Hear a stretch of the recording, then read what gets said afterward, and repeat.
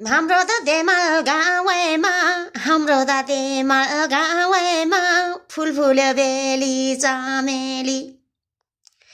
बस्न त मागा मागा देश डुल्यो बस्न त मागा मागा देश डुल्यो परदेश जाने मेरो च्याङ्बा च्याङ्बा जानलाई परकिता च्याङ्बा जानलाई परकिता आमाको छोरी मैजाङ्गो कालो त कपाल केस फुल्यो कालो त कपाल केस फुल्यो कालाको रातो लाल सुक्यो कालाको रातो लाल सुक्यो दगानीमा